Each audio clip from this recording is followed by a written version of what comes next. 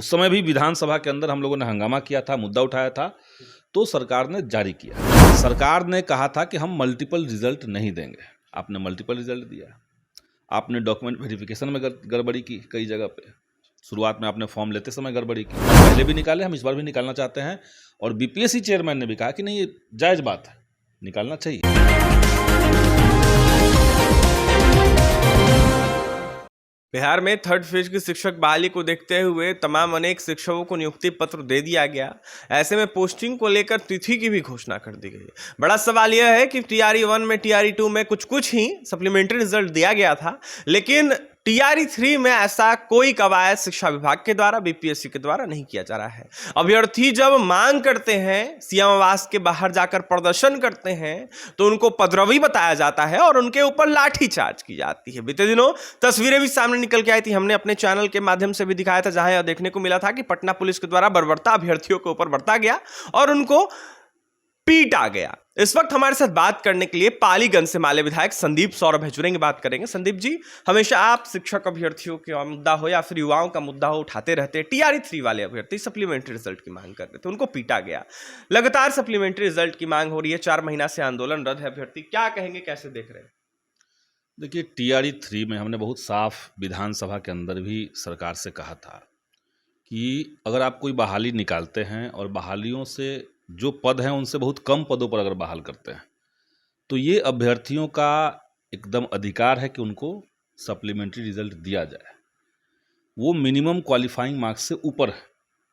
सदन में सरकार ने झूठ कहा कि नहीं, वो क्वालिफाइंग ही नहीं किया। आप लोगों ने भी सुना होगा, वो माननीय मंत्री ने कहा कि नहीं, वो लोग क्वालिफाइंग नहीं है।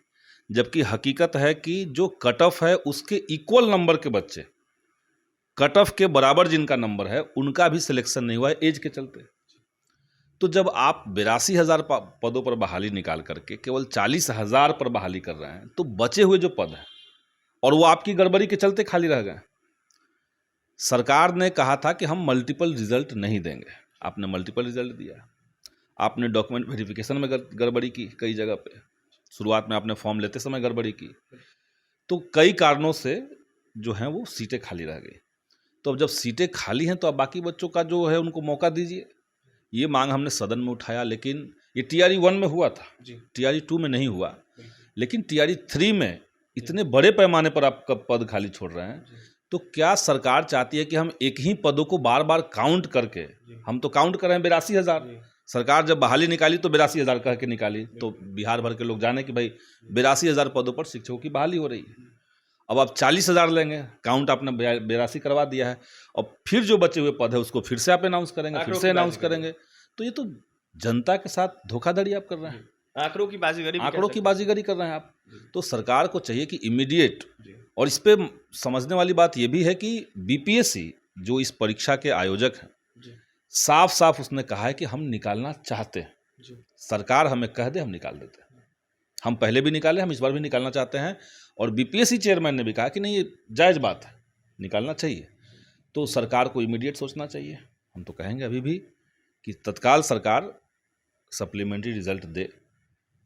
छात्रों की मांग है और ये जायज़ मांग है। एक अभ्यर्थियों के द्वारा जो है ये भी कहा जा रहा है, बीते दिनों आंदोलन हुआ था, आपने भी देखा था, सीएम आवास के बाहर लाठीचार्ज भी हुई, और ऐसे में कुछ अभ्यर्थी कहे कि जो अधिकारी शिक्षा विभाग से आए थे उनके द्वारा कहा गया कि एक मामला जो है कोर्ट में गया था, उसमें कहा गया कि सप्लीमेंट्री रिजल्ट एक बार दिया जाता है, बार बार नहीं दिया जाता है। तो ऐसा मामला तो कोई संज्ञान में नहीं, अभ्यर्थियों के द्वारा भी कहा जा रहा है। तो अधिकारी क्या अभ्यर्थियों के मुद्दों को दबाना चाह रहे हैं? एक बार दिया जाता है, ये बात कहाँ से आ गया? अभी तक तो एक बार भी नहीं दिया गया है।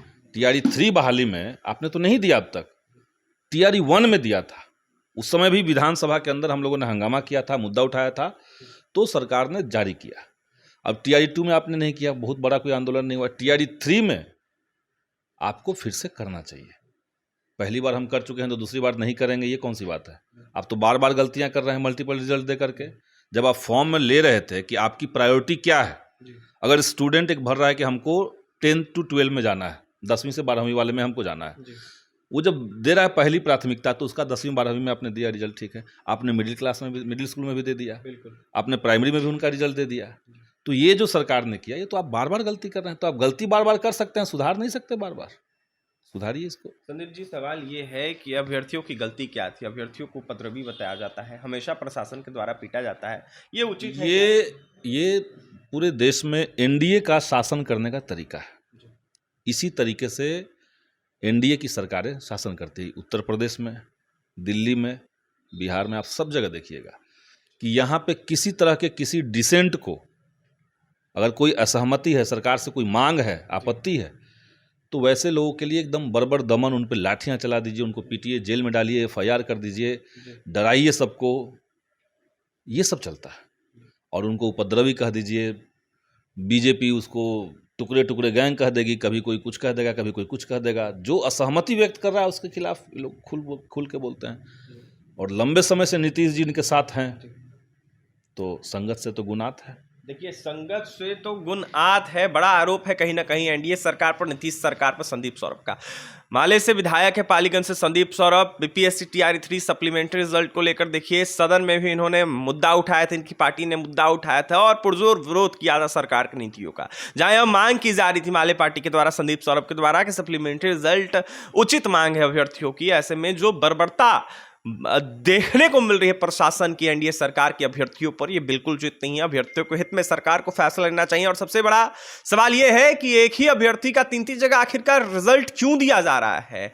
+2 में वही रिजल्ट, 1 to 5 में वही रिजल्ट, 6 to 8 में वही रिजल्ट है। तो ऐसे में कहीं ना कहीं अभ्यर्थियों के साथ बिल्कुल यह उचित नहीं हो रहा है। आंकड़ों की बाजीगरी न की जाए तो ज्यादा अच्छा है। और अभ्यर्थियों के हित में देखिए संदीप सौरभ ने साफ तौर पर कहा कि सप्लीमेंट्री रिजल्ट देना चाहिए। देखने वाली बात यह होगी सरकार क्या कुछ फैसला लेती है अभ्यर्थियों के हित में। पटना से सहयोगी विकास के साथ अभिषेक की रिपोर्ट।